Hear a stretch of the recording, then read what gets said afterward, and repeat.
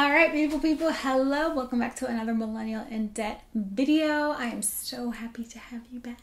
Today we are going to be talking about how you can make money using social media, right? We're all on it. We all love it. We all scroll mindlessly, endlessly through our feeds. But how can we really monetize our own feeds in order to create passive income, side hustle money, all that good stuff? Instead of just wasting our time.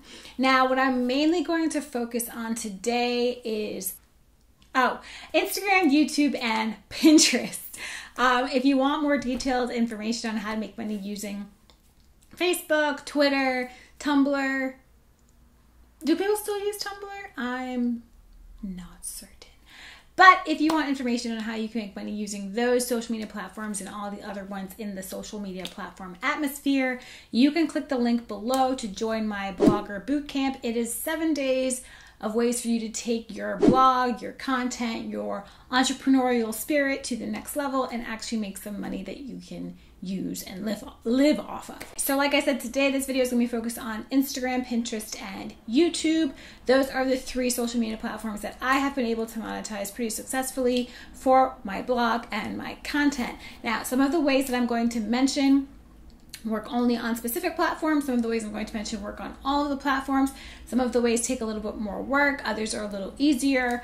But let's get right into it and enough with rambling. On social media, when we first created our Trials and Trusses platform, we started monetizing our Instagram using our blog. And the reason we were able to monetize both platforms is because we were creating content. So content marketing or content creation is the first way that you want to start incorporating your time and your efforts into making money. Now, how this translates into money is you create content, especially engaging content. You post on Instagram or you post, let's say, on Pinterest. You make really beautiful vertical, right, not horizontal, vertical pins to drive traffic to your website. Now, when we first started, we were using Google AdSense and we were barely meeting the threshold of $100 a month. Right? And once we started building more traffic, we were able to switch over to Mediavine, which is our AdSense essentially on our blog. And that was able to turn into thousands and thousands and thousands, sort of like $2,000 a month in just ad revenue. And that is strictly from the content that we were creating on our blog. And again, we were posting this on Pinterest, which we were going really viral. On Pinterest, we get about 2 million page views a month with about 180,000 engaged viewers, right? So people who are resharing, people who are commenting, people who are liking, things like that on Pinterest. Instagram was our first big hitter. We are currently now at about 90,000 followers on Trials and Trusses, and we are at about 15,000 on Millennial in Debt's Instagram, and we are able to funnel a lot of those followers and engagement onto our blog in order to run more traffic, in order to build more money through ads, right? So content marketing means, or in my own words, content marketing and content creation means you create content that will funnel into a way for you to make money. Another really great type of content marketing is if you are able to offer free content that builds trust. Now, the reason trust is so important when you are trying to make money on social media is because if people don't trust you, they're not going to buy what you are selling. If people don't trust you, they're not going to click the links, they're not going to click the ads, they're not going to purchase the items that you are trying to sell, which means your engagement is going to tank, and a lot of other ways for you to make money on social media will also tank because of the lack of trust. When we built our content marketing, we offered free content, free, useful, helpful, tasty content is what I like to call it, that people actually could benefit from and they were learning from, and they could use it, they can share it. But the most important thing was they were building a bond with me as the content creator. And this means I was sharing when they would repost, I would talk back with them through DMs, I would answer retweets, I would do all types of things to make sure that the bridge between follower and content creator was one solid platform. This way, when I started selling ebooks and when I started creating courses, which are coming, I know people have been asking, that people would like to be a part of it and they would purchase what it is that I was offering for sale because I offered all of the free content that they found really useful and built a trust between the both of us. Now, besides content marketing, obviously, ads on YouTube are a way to make money. Now, I do not make a lot of money on YouTube. I'm a very small content creator on YouTube. I'm a very small content creator in general, but I'm a very small creator on YouTube. We are just about to reach 10,000 subscribers, hopefully. So and I'll show it on the screen, we have not made a lot of money on YouTube. I think we just hit the $1,000 threshold on YouTube, and we've been on YouTube since 2013. Let that sink in. So since 2013, our YouTube was demonetized when YouTube switched the requirements to have monetization on your platform, where you have to have 4,000 watch hours and you have to have at least 1,000 subscribers. So we did have the subscribers, but we did not have the watch hours. It wasn't until 2017, when we created the Millennial in Debt series, that people actually started to watch more of our content, and we were able to hit the 4,000 hour threshold.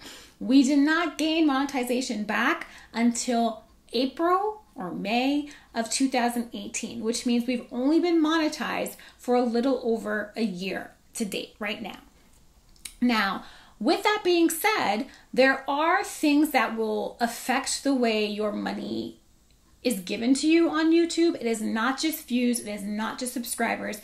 A lot of it is based off of clicks per mil, whatever, CPMs, right? How many CPMs? So we have a video that has over 100,000 views, and I'll put that video right here. And it is one of the episodes from Millennial in Debt.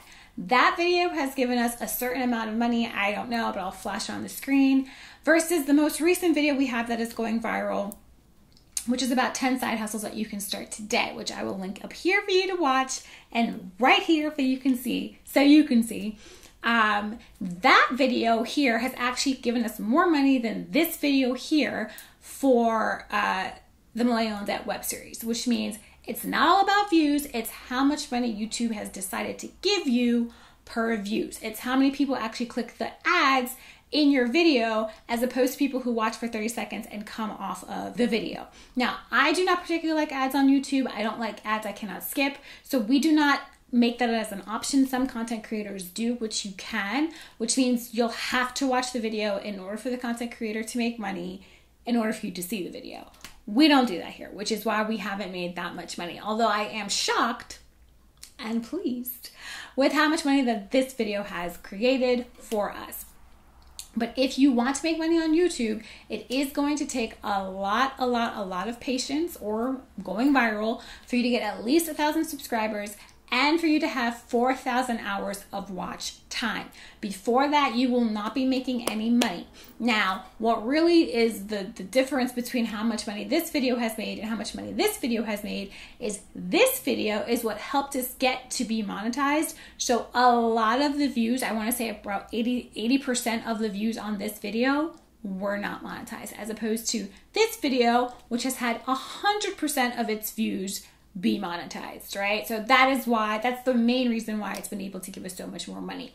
Now, besides ads, like I said, that we do run on our blog and we do run on our YouTube, you can do brand partnerships. Now, I know you're rolling your eyes and you're thinking, okay, well, if I have only 1,000 followers on Instagram, or I only get 10,000 views on my blog, or I only have whatever, how am I going to partner with brands? You can. Right? You're not going to be making Kylie Jenner money. Shit. I'm not even making Kylie Jenner money. But when looking with all the networks that we do work with, there is a really big push for two things as of late. And that is two things that you really want to keep in mind. The first thing that they are looking for now are micro influencers. So those are influencers with followers from 1,000 to 10,000, right? So there have been programs that I wanted to be a part of, campaigns that seemed so cool, and they were looking for micro influencers. So there is a big push for influencers that have more of a pulse on their audience, because when you're a micro influencer, you do tend to kind of engage better with your audience, as opposed to people who have hundreds and thousands of followers who are not able to engage with their audience as much, right? So you are the algorithm's friend, apparently, to the companies, right? That's what they think. The second thing that the companies are looking for now when they're doing brand partnerships is not always the amount of followers, although that's still a thing. It is the engagement. And how I know that and how I've seen that, like I mentioned, and I'll repeat, the Charles and Tress's Instagram, which we started back in 2013, put it right here if you want to follow, has over 90,000 followers. The Millennial in Debt Insta, right here, has 15,000 followers.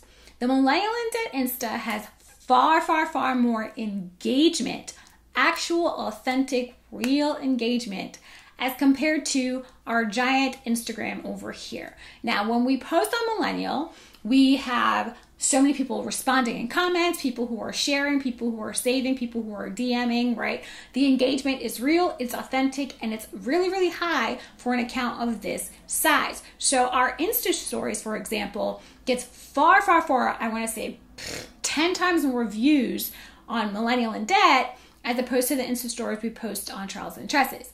Our posts that we'll post in our feed will get a lot more engagement and likes and shares as opposed to our Trials and Tresses Insta. Now, that's not to say that, oh, they bought followers because with what money, right? It's just sometimes accounts kind of reach people better. The natural hair movement is a little more competitive and saturated than the financial millennial niche. So people are more engaged and interested, and it kind of reaches more people, the Millennial Debt platform, as opposed to Trials and Tresses, which is very, very, very specific to women interested in beauty or women interested in this. So because we have such high engagement, I'm able to kind of negotiate the fees that I charge for brand partnerships and brand sponsorships. So even if you have a small account or what you think is a small account, if you have real authentic engagement, you can reach out to these brands, or when these brands reach out to you, you can negotiate and say, look, I had 5 or 6% engagement, or I had 10% engagement. Our most recent post here had 18% engagement. That's high. And the next, sponsorship I reach out to, I will mention that, look, we get 18% engagement here. We get 36% engagement in our stories. People take our polls and things like that. That is far more important to the brands, and they will pay you pretty much almost what you ask for if they can, compared to a giant Instagram with 500,000 followers that gets 100 likes on a post and no comments, right? So keep that in mind when you're creating content, or when you're thinking, oh no, brands are going to want to work with me. If you have real engagement and you have real authentic content that people find interesting, brands will want to work with you, and they'll reach out to you. All right. Now, another way that you can make money using social media is on Amazon. I love making money on Amazon because it's so true to who I am. I shop on Amazon every day. My wallet hates me for it, right? Now, Amazon has an influencer program. I have mentioned it twice, once in this side hustle video and once in this side hustle video, which I think it'll probably be on the same side, whatever. And what you can do with this Amazon program with your social media platforms is things that you buy, things that you're interested in, things that you actually use, you can link them on your social media platforms. And if people purchase through your link or purchase through your Amazon store, you get, I think it's 8 to 10% commission. I think it's depending on the item. But you get money. So I know women and men and people who make thousands. I haven't reached that level of amazingness yet. Thousands of dollars, because all they'll do, they'll be planning for a trip and they'll link a really cute bathing suit that they had, or a book that they are reading and people are interested in knowing what the book is about, and they'll link their book, right? And it's authentic because, hey, I bought this, I like it, I'm sharing with you. Or this coffee is really good, I got it from Amazon, it delivered in 2 days, why don't you try it? So when you are able to move your social media followers into the funnel on Amazon, you are able to make money off of things that you actually use. And again, you're building that trust that I mentioned at the beginning of the video, which is very important to get anyone to listen or buy anything that you're trying to sell. All right, so those are the ways that you can make money on social media, specifically on specifically on Instagram, YouTube, and Pinterest. Another thing that you can do with Pinterest is you can create, like I said, vertical pins using Canva. I use Photoshop when I really got time, and when I don't, Canva is a godsend. I use Canva to create these really beautiful vertical pins, and even if you don't have a blog, even if you don't want to create content, you can still make money on Pinterest using the Amazon influencer program like I mentioned. So let's say you bought 10 Amazon sweaters, or you really like this particular thing. You make that content, or you link it even if you're not a content creator, right? You don't want to use Canva, you don't want to create anything. You take the image of the sweater, you put it on Pinterest, and you link it to your Amazon where you bought it, right? So you don't have to create any content. You are literally taking what you bought and putting it on a place that has 250 million users, because Pinterest is a search engine, okay? I know I call it a social media platform, but Pinterest, I go on Pinterest, I look up everything. I look up recipes, I look up vegan things, I look up books, I look up hair products, I look up running sneakers. I look up everything on Pinterest because I'm trying to be cute, right? And I click whatever just because I need to learn and I want to see it. So if you don't want to create content, if you don't want to use Instagram, if you don't want to use Twitter and any other social media platforms, but you want to make a little side money, you can still make money on Pinterest using the Amazon Influencer Program. So those are just a few of the things that you can do on social media, since we're on it anyway, to make some extra coin and not waste all your time. And that's it. I'm out. Peace. It's been real.